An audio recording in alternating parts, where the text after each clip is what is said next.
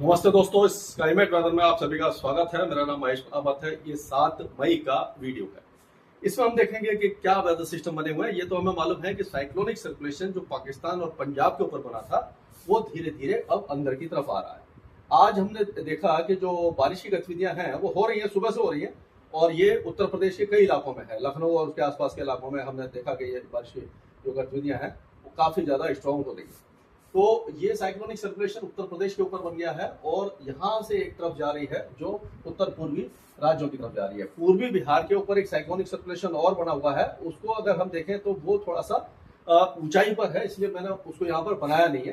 अगर देखा जाए तो वो मतलब इसके साथ मर्ज कर सकता है। वो 4 किलोमीटर के आसपास ऊंचाई पर बना हुआ है। एक नया वेस्टर्न डिस्टर्बेंस आपको दिखाई दे रहा होगा जो आएगा 10 तारीख की रात को, ये पहाड़ों पर पहुंच जाएगा।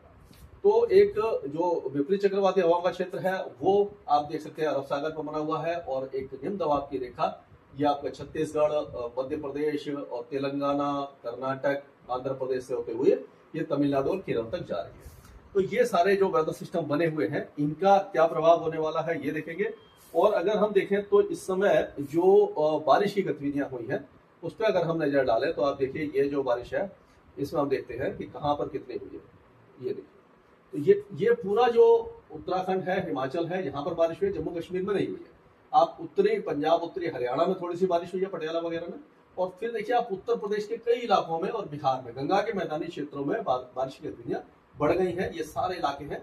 और यहाँ पर देखिए नेपाल की पहाड़ियों पर है, बांग्लादेश में बहुत भारी बारिश हुई है, यहाँ पर अरुणाचल प्रदेश में हुई है, लेकिन पूर्वी असम और मेघालय में नहीं हुई है। बाकी सारे इलाकों में बारिश हुई है। पश्चिम बंगाल के कई इलाकों ने बारिश देखी है, झारखंड में हल्की बारिश है, बिहार में भी बारिश है और उसी तरह से विदर्भ में बहुत हल्की बारिश की गतिविधियां दिखाई दी है।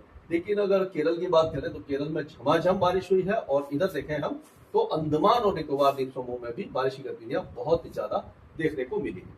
अगर हम इस समय ये जो पिछले 24 घंटों का तापमान देखें तो उसमें भी आप देखेंगे कि अभी जो टेम्परेचर है उत्तर भारत में 30 डिग्री के नीचे है। और अगर बिहार की बात करें तो बिहार में बहुत ही सुहावना मौसम हो गया है। 30 से 31 डिग्री के आसपास मैक्सिमम टेम्परेचर आ गया है, जो बहुत ही प्लेजेंट वेदर है, सुहावना मौसम इस समय बना हुआ है। उत्तर प्रदेश में भी आप देखें 35 डिग्री के नीचे ही ज्यादातर इलाकों में तापमान है। और ये हरियाणा के कहीं कहीं 37-38 है, लेकिन राजस्थान के 40, 43, 42 इस तरह के तापमान है। कई इलाकों में यहाँ पर भी 37-38 के आसपास है। अगर देखा जाए तो गुजरात में भी बहुत ज्यादा गर्मी नहीं है, अभी 40 और 41 और यहाँ पर 43 के आसपास टेम्परेचर बने हुए हैं। और अगर विदर्भ की बात करें, तेलंगाना की बात करें तो यहाँ पर भी 40 से 42 डिग्री के आसपास टेम्परेचर बने हुए हैं। यानी कि अभी भी जो गर्मी है वो थोड़ी सी रुकी हुई है और ये जो प्री मानसून गतिविधियां हैं वो जारी है।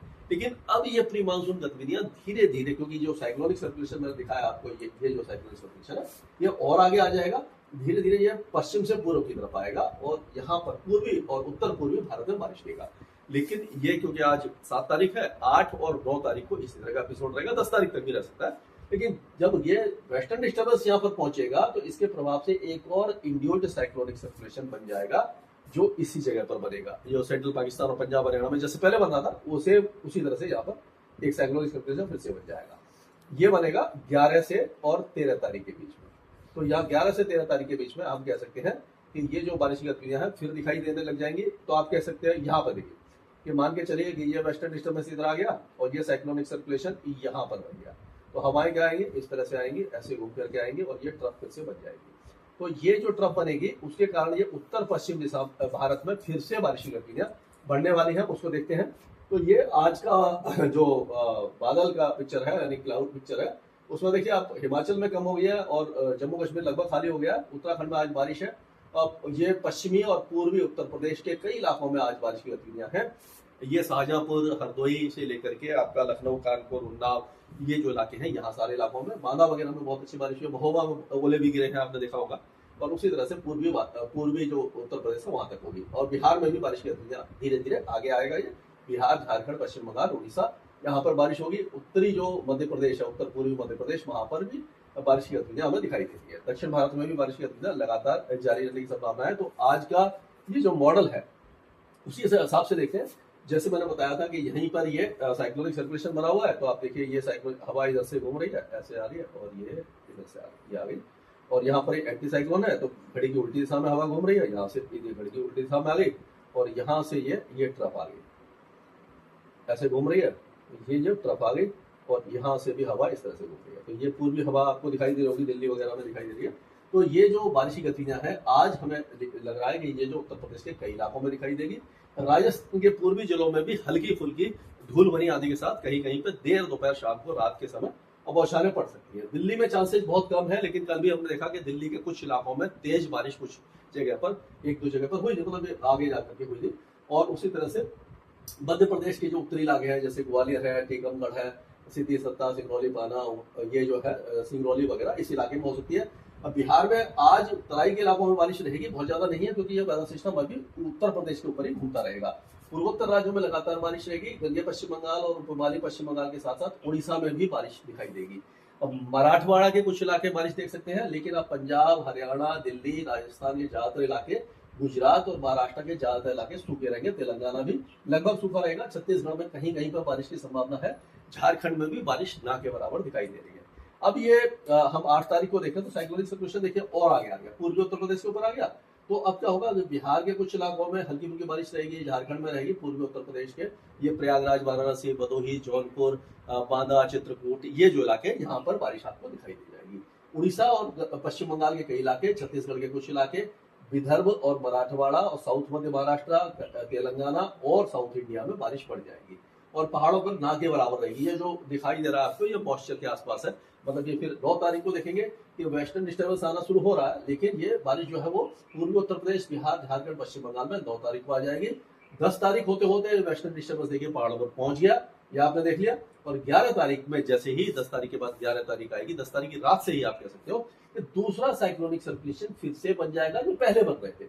फिर से आप देखेंगे पंजाब, हरियाणा, दिल्ली, राजस्थान और ये उत्तर प्रदेश में बारिश की गतिविधियां हो जाएगी। यानी कि आप कह सकते हो कि आज 7 तारीख को उत्तर प्रदेश के कई इलाकों में बारिश रहेगी, 8 तारीख को बारिश कम हो जाएगी। उत्तर प्रदेश के पूर्वी इलाकों में, बिहार, झारखंड, पश्चिम बंगाल में हल्की बारिश रहेगी। 9-10 तारीख में केवल पूर्वी भारत में बारिश रहेगी, दक्षिण भारत में भी बारिश की गतिविधियां रहेगी। लेकिन 9 और 10 तारीख तक के 10 की दोपहर तक आप देखेंगे पंजाब, हरियाणा, दिल्ली, राजस्थान, ये सारे इलाके सूख जाएंगे। 11 तारीख से नया वेस्टर्न डिस्टर्बेंस जो आएगा, मतलब 10 तारीख की रात से, तो 11 तारीख से फिर से बारिशी गतिविधियां उत्तर भारत में शुरू होगी। यानी 2-3 दिन का गैप है। और जो किसान भाई अभी हरियाणा में है, पंजाब में है, वो अब फसल की बुवाई करना चाहते हैं। तो 11 से लेकर के आपको 13 तारीख के बीच में फिर से उत्तर भारत में पंजाब, हरियाणा, दिल्ली, पश्चिमी उत्तर प्रदेश, उत्तरी राजस्थान और मध्य प्रदेश के उत्तरी भागों में फिर से बारिश की संभावना है। हालांकि बहुत ज्यादा तेज बारिश नहीं है, लेकिन आप अपना हिसाब से प्लानिंग कर लीजिए, क्योंकि अगर तेज बारिश होती है, कहीं पर तेज हवाएं चलती हैं, ओले गिर जाते हैं, तो ये जो फसल की बुआई आप कर रहे हैं उसका नुकसान हो सकता है। तो 13 तारीख का इंतजार करिए। 13 तारीख के बाद आप अपनी फसल की जो सोइंग वगैरह है वो कर सकते हैं। स्काई मैट वेदर में अभी के लिए